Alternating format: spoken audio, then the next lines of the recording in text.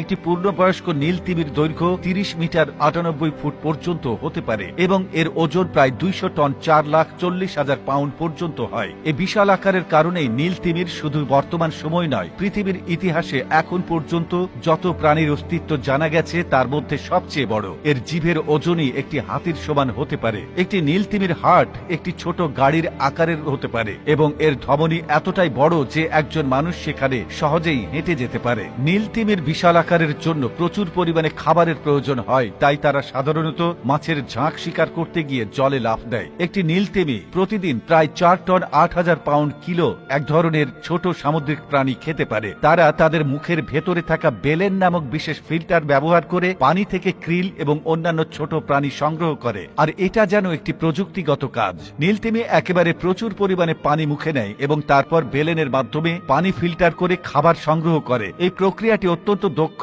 এবং নীল তিমিকে প্রচুর পরিমাণে খাবার সংগ্রহ করতে সাহায্য করে। নীল তিমিরা তাদের বিশাল আকারের পাশাপাশি তাদের শব্দের জন্য বিখ্যাত। তারা সমুদ্রের সবচেয়ে জোরালো শব্দ তৈরি করতে পারে, যা ১৮৮ ডেসিবেল পর্যন্ত হতে পারে। এই শব্দ এতটাই জোরালো যে এটি ৮০০ কিলোমিটার বা ৫০০ মাইল দূর থেকেও শোনা যায়। নীল তিমিরা এই শব্দ ব্যবহার করে একে অপরের সাথে যোগাযোগ করে, বিশেষ করে সঙ্গী খুঁজতে বা শিকার শনাক্ত করতে। তাদের শব্দের ফ্রিকোয়েন্সি এতটাই কম যে এটি মানুষের কানে শোনা যায় না, কিন্তু এটি সমুদ্রের গভীরে দীর্ঘ দূরত্ব অতিক্রম করতে পারে। এছাড়া তিমিরা বিভিন্ন প্রজাতিতে বিভক্ত এবং প্রতিটি প্রজাতির নিজস্ব বৈশিষ্ট্য রয়েছে। নীল তিমি ছাড়াও হামবাগ তিমি, স্পার্ম তিমি এবং অর্কা বা ক্যারোয়েল অন্যতম বিখ্যাত প্রজাতি। হামবাগ তিমির দৈর্ঘ্য সাধারণত ১৩ থেকে ১৬ মিটার বা ৪৩ থেকে ৫২ ফুট হতে পারে এবং এরা তাদের জলে লাফ দেওয়ার জন্য বিখ্যাত। স্পার্ম তিমি, যা ডাইভিং এর জন্য পরিচিত, এর দৈর্ঘ্য ১৮ মিটার বা ৬০ ফুট পর্যন্ত হতে পারে। অর্কা, যাকে